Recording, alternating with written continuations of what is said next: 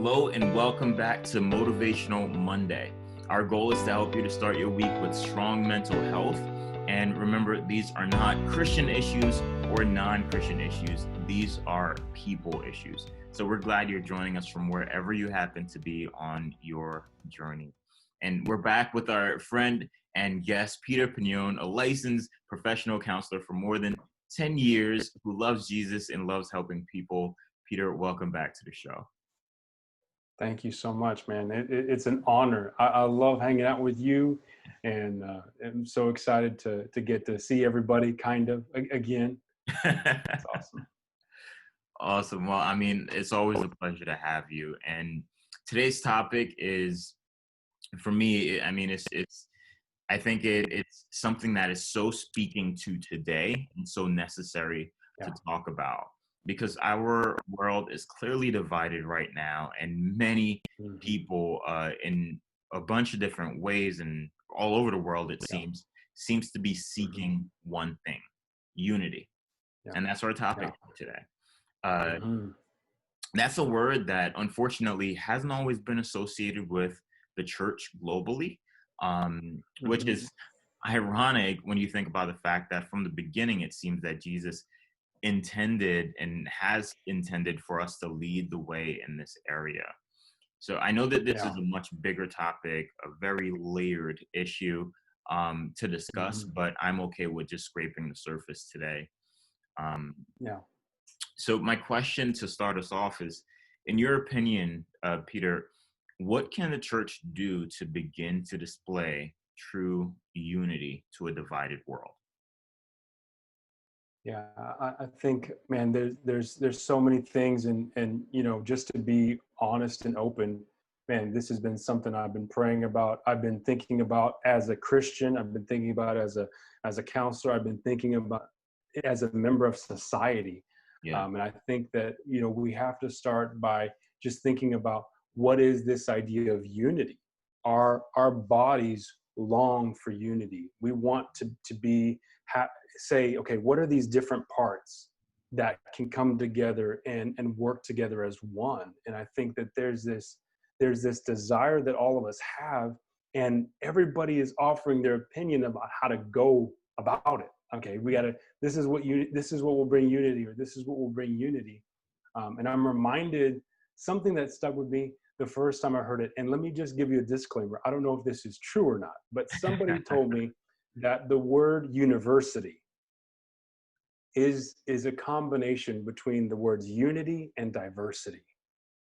So I think that word, even though that, you know, it's not a popular word, we associate it with education, but this idea of the unity is going to come in diversity, from being able to say, as a church, as a community, that differences are just that. They're differences, but those differences allow us an opportunity to bring unity. It's that, you know, holding hands happens when two hands come together, two different hands coming together. That's where the strength is for us. So when we start to realize, hey, look, let's be honest. We have differences. There are differences of opinion. There could be political differences. There's obviously racial, ethnic, national differences that are there, but there can still be unity. Differences don't disqualify us from the unity that's there. And so I think just acknowledging that, I've never seen a time like this where people are opening their eyes and seeing those differences and not discounting them, but saying that's where there's an opportunity for unity and diversity. Yeah. And that's so good. It's, I think, you know, the way I'm interpreting it, not that this is necessarily even what you said, but is that diversity, those differences is almost a prerequisite for being able to have and celebrate unity, right? Because you need two different hands in order to experience the joy of holding hands. Yes. And that's I don't think that's a stretch. That's exactly where we're trying to go, because for too long we've thought that we need to be the same. Yeah. We have to get to a place where we're the same. No, our goal is the same. Yeah. Our goal is unity. That's clear. I'm so encouraged to see that people are saying that that's the goal. And I believe a lot of people are really working towards that. But it's celebrating and honoring the differences, Yeah. not trying to shy away from them. Yeah. And, it clearly scripture talks about this when it talks about the body parts. And it's like, hey, you have Hmm. these different parts of the body and you need all the Yeah. different parts, emphasis on Hmm. different. Yep. um, Yep. however, there's one body, even though there's so many Yeah. different parts. And No, I just it's think good. that's the perfect setup for really our next question, because I think this is something uh, we almost shy away from. We shy away from looking into this, from finding these differences, and really kind of talking about it. So the question I have is, based on your experience, what you've seen and just kind of in life, really, uh, can you help us to identify what some of the greatest hurdles may be to achieving true unity in the church? Yeah. Well, let me say that there are a lot of people that are dealing with the obvious. There is racism and there is hatred, and those are big Absolutely. hurdles. I mean, those are things that don't belong in the church, and those are things that, for the most part, that's not what I'm seeing. I know a lot of our viewers and a lot of our listeners aren't there, so we're just going Yeah. to agree that those things are big hurdles. Oh, That absolutely. there's no place for those. But let me address a hurdle that I think is actually in our communities. That, and I would say it's fear.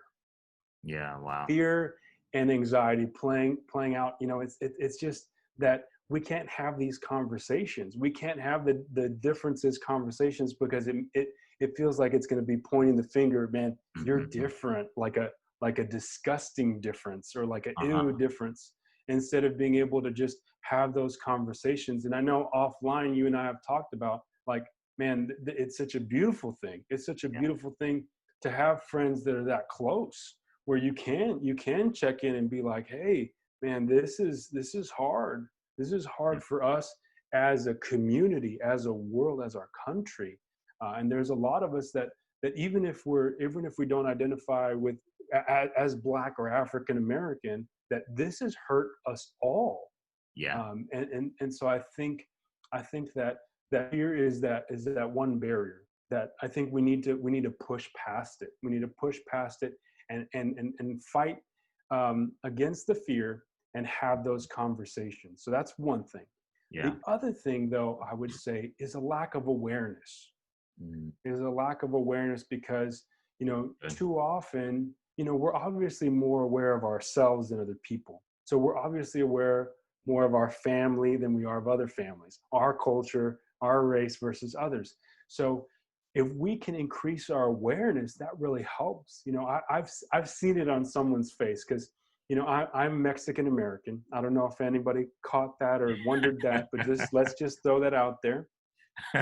And I've had friends that are from Colombia or Venezuela or El Salvador, and I've seen their face when somebody says, "Hey, when did you come from Mexico?" Oh man. And I've seen it on their face. It's like, I'm not even Mexican. It's like we have both of our names start with P. It's like when Uh-huh. somebody's like calls me Paul.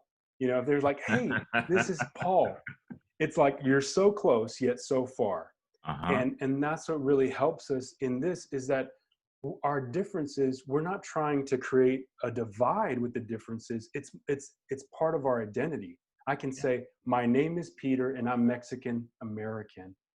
And when the lack of awareness hits, it hurts. Just like if they called you Peter or they called me Paul. Yeah. Good names. I don't have anything against El Salvador or Venezuela or any of those others, but I'm Mexican American. They Yeah. might be Cuban American or Puerto Rican American. Whatever the different nationalities are. Puerto Rico and Cuba, they're not necessarily. I don't know if people would describe themselves that way, but being able to honor how somebody would describe themselves Yeah. is like a name, and it doesn't have to create separation, but it can facilitate unity too. Yeah. And you making that comparison triggered a thought in my head, and I don't even know if this is true or not. I saw it, heard it, read it somewhere where there was some study that revealed that one of the most pleasing sounds to anyone is their name. Mm. When Yeah. someone hears their name, it's just this pleasing thing. Like they want to be seen. And Yes. I think that that's what happens Mm. when you observe, when you identify, when you embrace the difference, Yeah. um, Hmm. from whoever you happen to be speaking to, engaging with. You make them feel Hmm. seen, that they're valued. Yeah. And obviously, Hmm. as a Black person, for me, in this time as we're Yeah. navigating this, it's been a Sure. very, very interesting journey. And Hmm. just hearing the different perspectives, and I can tell you 100%, this is valued. This is so valued in being able uh, to say, yes, this is how unity. This is one of the ways that we can achieve unity. you know and you said something so good earlier, the bridge between the two, the fear and lack of awareness, and how often when we become more aware, or when we get more knowledge, fear begins to dissipate. Hmm. Right? It's like, Yeah. Yeah. being afraid of the dark because you can't see what's in it, but when you turn the lights on, all of a sudden you can see and you're not so afraid anymore. Yeah. Yeah. And so it's like somebody can come up to me and say, "Well, I know you're Hispanic, but where are your roots?" and Yeah, and I can tell them a story. I can tell them a story about my family and where we've come from, and that's somebody who has a little bit more awareness than just assuming. Growing up in Texas, I mean, the assumption is if you're brown, you're from Mexico. yeah, But being able to do that, it helps you to communicate that care. So we're not being nitpicky. We're just saying, look, this is my name. This is part of who I am. This is part of my identity. Now, my relationship with God and my civil duty, like those things matter a lot to us too. And so it's not absolutely. that we're discounting those things, but we want to honor every part of ourselves too. And I love that you brought up, like, some of Paul's writings, some of the letters that he wrote in Corinthians. He talks about, how can the hand say to the foot, I don't need you? Yeah. And so that's what we're saying. We're not discounting any part. We're every part of us, where we come from, our story, we can honor that, and that really helps us to promote unity. Yeah, absolutely. Well, I'm sure that we can talk on this topic for, I mean, just Oh yeah. hours on up hours, I'm sure. But we like to end each of these episodes with a motivational Monday tip or motivational tip. So, Peter, would you walk us through what our tip for today is? Yeah, I wanted to wire it in a little bit for us today, is just Sure. going back to that word, university.